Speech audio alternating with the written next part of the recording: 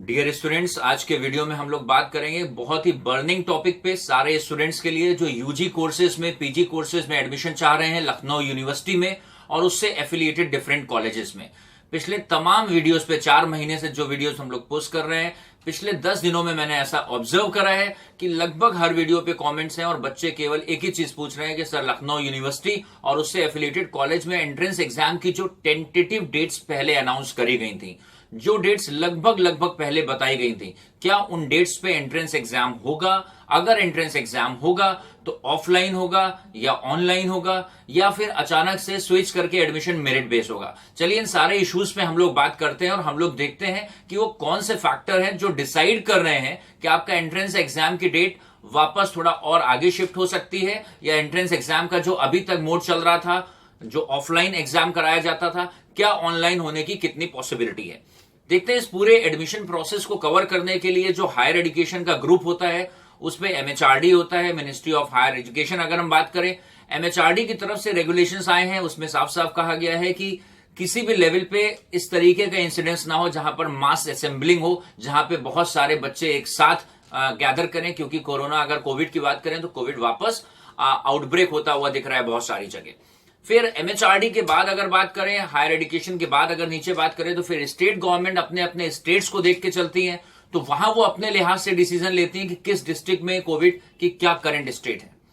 फिर university level पे बात आ जाती है, यूनिवर्सिटीज एक नॉर्म्स डिक्लेयर करती हैं जिसमें उस यूनिवर्सिटी से रिलेटेड सारे कॉलेजेस उस रूल्स को फॉलो करते हैं। और फिर कॉलेज भी, क्योंकि बहुत सारे कॉलेज अपने लखनऊ में ऐसे हैं जो अपना सेपरेट, लगभग लगभग हर कॉलेज अपना सेपरेट एग्जाम करवाता है या अपना मेरिट बेस्ड सिलेक्शन करता है। तो ये 4 लेवल पे सिंक्रोनाइजेशन होना इस समय बड़ा मुश्किल है, क्योंकि अगर हम बात करें पूरा एट अ नेशनल लेवल बात करें तो नेशनल लेवल पे इस समय कोविड की स्थिति कुछ और है, यूपी में पूरे बात करें तो कुछ और है और लखनऊ पे बात करें तो कुछ और है। तो ये सारे इक्वेशन अलग अलग हैं। आप में से बहुत सारे बच्चे ऐसे हैं जिन्होंने लखनऊ यूनिवर्सिटी में अप्लाई करा है।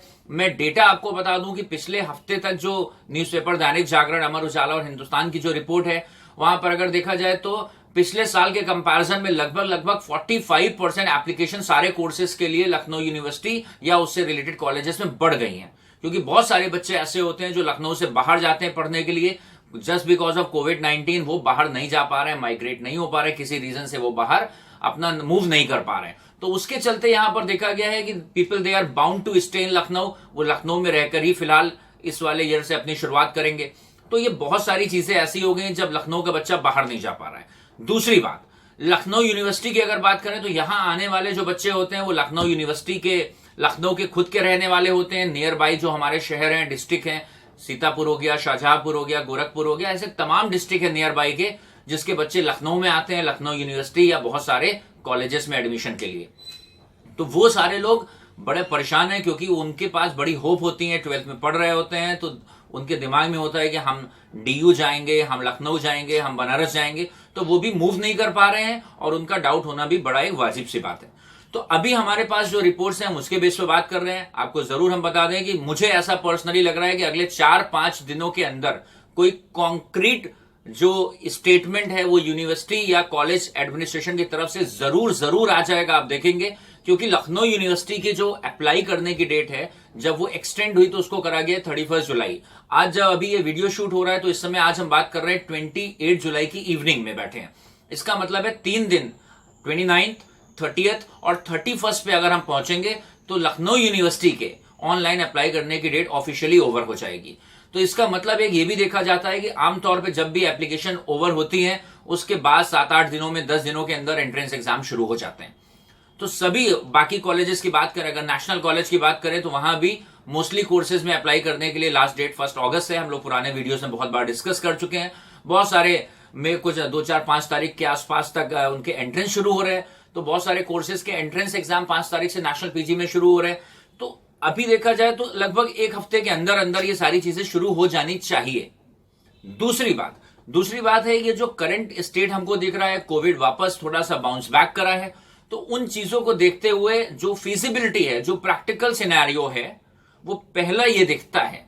बाकी तो हर कॉलेज अपना डिसीजन लेगा, हर यूनिवर्सिटी, लखनऊ यूनिवर्सिटी हो या बाहर की यूनिवर्सिटी हो, अपनी डेमोग्राफी को देखकर डिसीजन लेंगे। तो कोई भी एक कॉन्क्रीट डिसीजन जो होगा वो पर्टिकुलर कॉलेज ही आपको कम्युनिकेट करेगा। इन जनरल हम लोग क्या बात निकाल सकते हैं वो हम देखते हैं। इनफैक्ट एक चीज आपको और अपडेट करूंगा, जो बीएचयू से रिलेटेड वीडियो है वो आज सुबह आपको पोस्ट हो गया होगा चैनल पे, आप उसको जरूर देख लीजिएगा, क्योंकि बीएचयू ने कल अपना मीटिंग करके कुछ ना कुछ अपना नोटिफिकेशन इशू करा था। ऑफलाइन एग्जाम होने की पॉसिबिलिटी जो पर्सनली अगर मुझे पूछा जाए तो चांसेस कम दिखते हैं ऑफलाइन, क्योंकि ऑफलाइन एग्जाम अगर होगा तो बहुत सारा क्राउड एक साथ इकट्ठा होगा। बहुत सारे बच्चे होते हैं जो दूसरे डिस्ट्रिक्ट से आते हैं, उनको कम्यूट करने में, आने जाने में प्रॉब्लम होगी। तो ये भी एक बड़ा फैक्टर होता है कॉलेज एडमिनिस्ट्रेशन के सामने या फिर यूनिवर्सिटी अथॉरिटीज के सामने कि ट्रांसपोर्टेशन की प्रॉब्लम कैसे रिजॉल्व करेंगे। हजारों बच्चा चल के आएगा एंट्रेंस देने के लिए, इसका मतलब है शहर में तमाम जगह भीड़ इकट्ठी होगी। तो ऑफलाइन एग्जाम होने की पॉसिबिलिटी कम है, पहली चीज। अगर ऑफलाइन एग्जाम होता है तो आप देखेंगे जरूर कि नंबर ऑफ सेंटर्स बढ़ा दिए जाएंगे, जिन सेंटर्स पे एग्जाम कंडक्ट कराया जाता है ऑफलाइन वो बढ़ा दिए जाएंगे, क्योंकि फिर एक एक सेंटर पे बहुत भीड़ इकट्ठी ना हो, इसके लिए एक एक रूम में नंबर ऑफ स्टूडेंट्स कम करे जाएंगे ताकि सोशल डिस्टेंसिंग भी मेंटेन रहे। इन जनरल ऑफलाइन एग्जाम होने की प्रोबेबिलिटी अगर देखी जाए तो थोड़ी कम हो गई। अब दूसरा ऑप्शन क्या है? दूसरा ऑप्शन यह है कि ऑनलाइन एग्जाम होगा। तो अगर ऑनलाइन एग्जाम होगा तो वो किस तरह से बच्चे को देना है? ऑनलाइन एग्जाम के लिए बहुत सारे स्टूडेंट ऐसे होते हैं जो टेक्नोलॉजी से भी उतने नहीं होते हैं, तो उसकी गाइडलाइंस क्या होंगी, बच्चा किस समय एक्सेस करेगा। अगर एक्सेस करते समय वो जब पेपर दे रहा है उस समय अगर उसका ब्रॉडबैंड या नेट उस समय काम ना करे तो उसके क्या रिमीडियल स्टेप्स बताए गए, उन सारी डिटेल गाइडलाइंस को बनाना ये अपने आप में इशू है। तो ऑनलाइन एग्जाम रिलेटिवली फिर भी बेटर है। करंट स्टेट में देखते हुए ऑफलाइन एग्जाम कराना, सेंटर पे जाकर आप पेपर लिखें, वो थोड़ा मुश्किल दिख रहा है मेजॉरिटी ऑफ कॉलेजेस और यूनिवर्सिटी खुद के लिए। ज्यादा बेहतर क्या ऑप्शन दिख रहा है कि ऑनलाइन एग्जाम होगा। और इसका दूसरा ऑप्शन ये भी निकल सकता है, क्योंकि ऑनलाइन एग्जाम जब होगा तो बहुत सारे कॉलेजेस ऐसे हैं जहां पर एडमिशन के लिए बहुत ज्यादा नंबर ऑफ एप्लीकेशन बहुत ज्यादा होती है, नंबर ऑफ सीट्स रिलेटिवली बहुत कम है। तो फिर वहां पर एप्लीकेंट ज्यादा हैं, बहुत सारे हैं, उनकी ओएमआर शीट या ऑनलाइन अगर उन्होंने पेपर दे रखा है तो उनकी कॉपी को इवैल्यूएट कराना, वो सारा काम डिक्लेयर करना, तो उसमें मैनुअल एफर्ट चाहिए होते हैं ऑफिस स्टाफ के। अब जब कॉलेज में ऑफिस स्टाफ भी कम आ रहा होगा, यूनिवर्सिटीज में नंबर ऑफ जो एम्प्लॉयज हैं वो भी कम आ रहे हैं सोशल डिस्टेंसिंग मेंटेन करते हुए, तो इन सारी चीजों पे एक और ऑप्शन बचता है। हो सकता हो कुछ कॉलेजेस आपको अचानक से एक सडन न्यूज दें कि they are going to select a student on the basis of merit.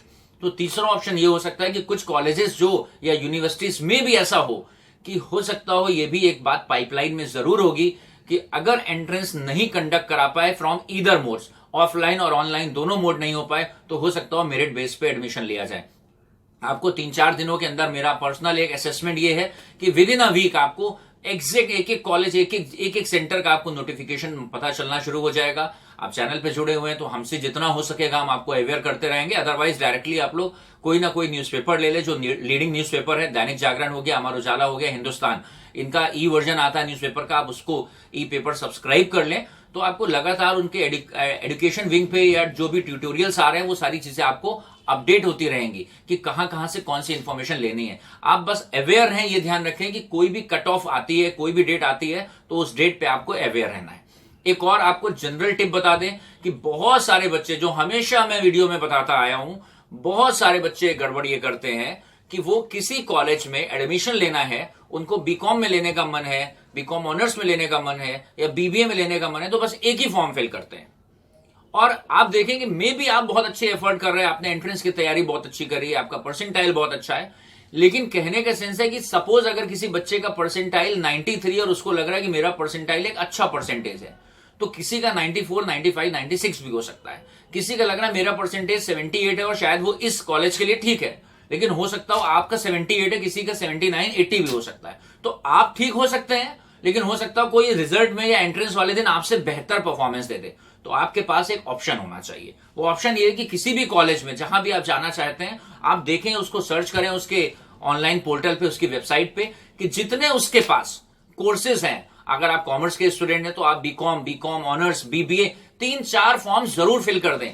Form fill करते समय आप यहां पर परहेज बिल्कुल ना करें, हेजिटेट बिल्कुल ना करें। वो 600-800 रुपए जो आपका एक्स्ट्रा जा रहा होगा वो एक्चुअली आपको एक सेफ जोन में ले जाएगा, वो आपको एक बफर जोन में लेके जाएगा। अगर आपने 3 फॉर्म भरे और आपका तीनों में सिलेक्शन हो गया तो फिर जो आपका मन है नंबर 1 पे आप उसको चूज कर लीजिए। लेकिन इन केस 3 फॉर्म भरे, 3 एंट्रेंस दिए आपने, या 3 पे मेरिट बनी और उसमें से किसी 2 ही में आपका सिलेक्शन हुआ, या जिसमें आप चाह रहे थे अनफॉर्चुनेटली उसमें अगर सिलेक्शन नहीं हुआ, तो आपके पास उस कॉलेज के बाकी के 2 ऑप्शन अभी भी बचे हुए हैं। तो यहां पर आपको थोड़ा स्ट्रैटेजी बना के रहनी है, पॉजिटिव रहना है और टाइम को वेस्ट नहीं करना है। एंट्रेंस होगा नहीं होगा या मेरिट बनेगी, ये ध्यान रखें। आप एंट्रेंस की तैयारी करते रहिए, क्योंकि एंट्रेंस की तैयारी करते रहने से आप अपडेट रहेंगे और अगर एंट्रेंस होता है तो आप वो परफॉर्मेंस अपनी जाकर एग्जाम में डिलीवर करेंगे।